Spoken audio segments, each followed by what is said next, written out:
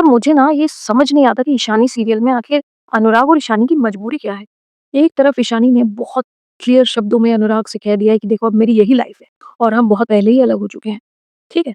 और पिछले कई सालों से वो लोग एक-दूसरे से मिले भी नहीं, एक-दूसरे से अलग ज़िंदगी जी रहे हैं। अब न जाने क्यों इतनी परवाह हो रही है एक-दूसरे की, प्यार में परवाह होती है, लेकिन यहाँ तो कुछ और ही मामला है। तो भई शाश्वत को बड़ी चिंता हो रही है अनिरुद्ध ने अगर ये जो आगे बढ़ा दिया केस तो फिर तो बदनामी होगी। शादी का घर है और शादी के घर में अगर इस तरीके की बदनामी हो तो ये तो ठीक नहीं है और उसकी रेपुटेशन पे भी आएगा और उससे ज़्यादा नंदिनी की रेपुटेशन पे आ जाएगा। और इसके चलते वो सोचता है कि मुझे कुछ ऐसा करना होगा कि अनुराग पीछे हट जाए और इसके लिए मुझे उसे ईशानी का नाम लेकर मजबूर करना होगा। वो फ़ोन लगाता है बड़ी ही बेशर्मी से और कहता है कि मुझे आपसे मिलना है। अच्छा अनुराग को तो ये बोलना चाहिए था कि भई अब जो भी मिलेगा मेरा लॉयर मिलेगा तुमसे, मुझे तुमसे कोई बात नहीं करनी है। लेकिन ईशानी का वास्ता देता है शाश्वत और कहता है कि अगर आप मुझसे नहीं मिले और आपने कुछ गड़बड़ कर दी तो देखो इसका हर्जाना ईशानी को भुगतना पड़ेगा। ईशानी के साथ तो आप जानते ही हैं मैं क्या करता हूँ। मैं एक्सपेक्ट कर रही थी कि अनुराग को बोलना चाहिए था कि वो तुम्हारी बीवी है, तुम्हें जो करना है वो करो। मेरा इसमें कोई लेना-देना नहीं है। बट अनुराग उसकी बात को मान लेता है और दोनों मिलने के लिए जाते हैं। वहाँ पर शाश्वत हेकड़ी चाढ़ता है और कहता है पहले तो वो ये जानना चाह रहा है कि आखिर ईशानी की बात सुन के क्यों अनुराग आ गया उससे मिलने के लिए?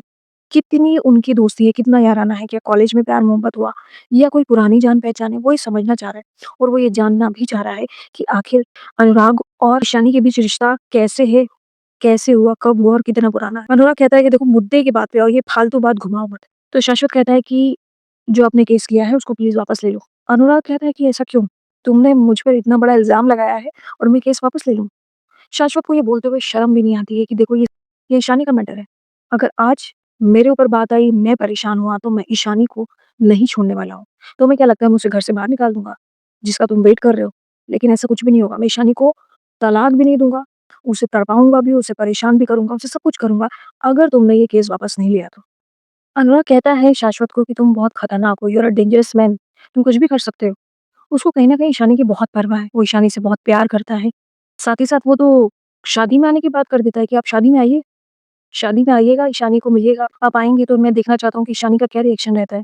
यार इतना बेशर्म आदमी मैंने देखा नहीं है और अनुराग और ईशानी जैसे सीधे लोग भी नहीं देखे हैं कि इस महापापी आदमी की बातों में आ रहे हैं। और जैसा कि प्रोमो में दिखाया गया है, अनुराग केस वापस लेने को भी तैयार हो जाएगा, सिर्फ़ और सिर्फ़ ईशानी के लिए। वहीं दूसरी तरफ ईशानी पीहू से बात करती है, पीहू अपनी फीलिंग्स शेयर करे जा रही है कि मुझे अनुराग सर ही दिखते हैं, मुझे उन्हीं से प्यार है। वो मेरे सामने हैं तो मैं उन्हें इग्नोर नहीं कर सकती हूँ और ये मेरी फीलिंग्स उनके प्रति जो है वो कोई भी नहीं बदल सकता। ईशानी बहुत समझाने की कोशिश करती है, उम्र का वास्ता, समय का वास्ता, पढ़ाई का वास्ता देती है, लेकिन ईशानी सुनने को तैयार नहीं और कहती है कि देखो मुझे तुम्हारी कोई बात नहीं सुननी है, इनफैक्ट मैं किसी की बात नहीं सुनूँगी। मैं अनुराग सर से प्यार करती हूँ और करती रहूँगी। साथ ही साथ वो ईशानी को ये भी कहती है कि तुम्हें नहीं पता है ये सब, क्योंकि तुमने आज तक किसी से वैसा प्यार ही नहीं किया जैसा मैंने अनुराग सर से किया है। तो भई बातें चल रही हैं ईशानी सीरियल में। एक तरफ पिता जो है वो अनुराग को दोष दे रहा है कि केस वापस ले लो, ऊपर से दूसरी तरफ बेटी है, वो ईशानी को दोष दे रही है कि प्यार तो मैं इसी से करूँगी चाहे जो हो जाए। दूसरी तरफ ईशानी है, वो डरी पड़ी हुई है। तीसरी तरफ अनुराग है, जो ईशानी के लिए केस वापस लेता है, जबकि लेना नहीं चाहिए था। ये बहुत बड़ी बात है किसी के कैरेक्टर पर इस तरीके से लांछन करना। सो देखते हैं ईशानी सीरियल में क्या होता है। काफ़ी कहानी भटकी हुई सी नज़र आ रही है। शुरुआत काफ़ी अच्छी हुई थी लेकिन अब कुछ समझ नहीं आ रहा है कि आखिर क्या होने वाला है। ये भी हो सकता है कि अनिरुद्ध इस कंडीशन में केस वापस लेगा कि उसे कॉलेज भेजा जाए, ये भी हो सकता है या स्टडी उसकी कंटिन्यू करने दी जाए। कुछ भी हो सकता है, 2-3 रीज़न हो सकते हैं। क्या लगता है दोस्तों आपको क्या हो सकता है ईशानी की कहानी में आगे? Comment below. वीडियो अच्छा लगा हो तो लाइक कर देना, चैनल को सब्सक्राइब नहीं किया तो please subscribe. Thank you for watching.